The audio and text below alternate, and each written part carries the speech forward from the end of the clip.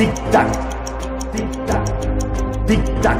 Estamos en 2022 y Mbappé es libre para firmar con el Real Madrid.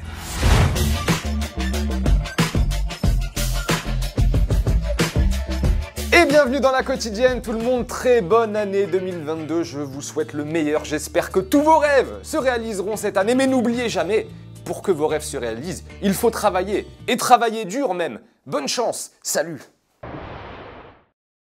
Donc en fait, en 2022, tu seras toujours aussi foireux qu'en 2021. Ouais, générique. And so the feeling grows.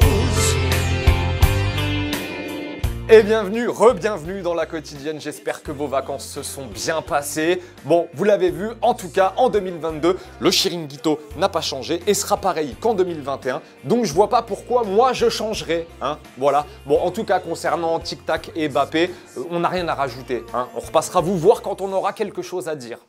En attendant, c'est la pagaille, la grosse pagaille, même à Chelsea, tout ça après une interview donnée par Romelu Lukaku à Sky Sports. Mécontent de son temps de jeu ces dernières semaines, le Belge a entre autres déclaré ceci: « Je ne suis pas satisfait de la situation à Chelsea.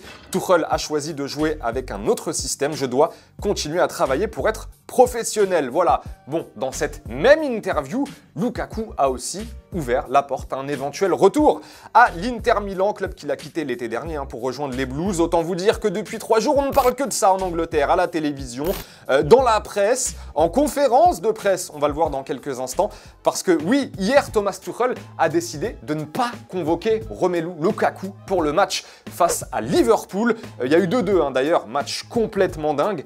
Et en conférence de presse d'après-match, donc, vous le savez, ces fameuses confs où on est désormais filmé au microscope, eh bien Tuchel, il a eu le droit à toute la panoplie.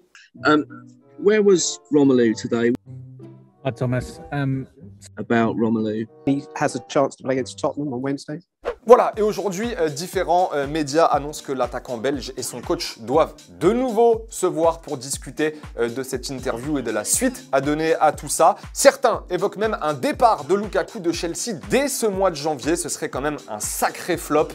Petite question du jour, Lukaku doit-il être réintégré au groupe de Chelsea pour le prochain match, par exemple, ou alors il faut le vendre? Voilà, dites-nous ce que Chelsea doit faire, dites-nous tout, et on transmettra vos réponses au club pour qu'ils prennent une décision.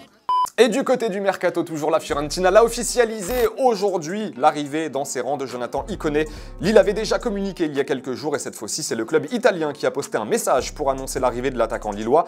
On ne connaît pas encore la durée du contrat ni le montant du transfert. Tout ce qu'on sait, c'est que Lille avait besoin de liquidité et que ce transfert va probablement leur faire du bien. Allez, on parle de la Coupe de France, la fameuse, dans quelques instants. Avant cela, le football vrai, c'est parti. Le premier football vrai de l'année et du lourd pour bien démarrer 2022. Et il n'y a rien acheté sur ce but lors du match entre Rabat et le Wydad Casablanca au Maroc. Tout ce qu'on aime.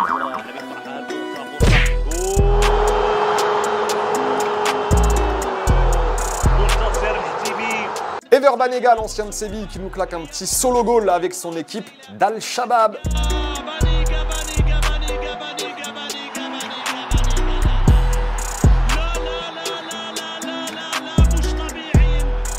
Et au rayon solo goal, on a aimé aussi celui-ci au Japon, dans le championnat universitaire.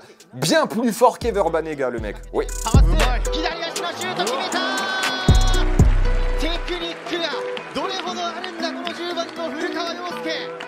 Allez donc, la Coupe de France à présent, c'est parti. On jouait les 16e de finale hier qui se poursuivront aujourd'hui et demain. D'ailleurs, ce soir, petit Van PSG. Allez, le point sur les résultats. On n'a pas eu forcément de grosses surprises, même si Nancy, le dernier de Ligue 2, a quand même sorti Rennes. Victoire de Monaco face à Quevilly. Nantes a battu Vitré, Montpellier, Strasbourg 1-0. Marseille se qualifie en battant Chauvigny. Un match qui a permis à Mandanda de fêter sa 600e avec le maillot de l'OM sur les épaules. Incroyable, phénoménaux, il est toujours là, Mandanda. Et tenez, Brest a battu Bordeaux 3-0. Les Girondins qui, à l'heure de jouer ce match, comptaient 21 cas positifs et 23 absents. Voilà. Ça, c'est l'équipe, tenez, qui a perdu hier sur la pelouse de Brest. Bon, et par ailleurs, les Girondins ont demandé à ce que la rencontre de Ligue 1 face à l'OM prévue ce vendredi soit reportée. Bon, entre nous, on peut les comprendre. Allez, c'est la fin de la quotidienne, les potos. Vous le savez, il y a quelque chose qui ne changera jamais. Hein, le fait qu'on se quitte en images et en musique, comme tous les jours, depuis la première quotidienne et ce jusqu'à la bien plus que millième. Et on se retrouve demain. Allez, salut les artistes, ciao.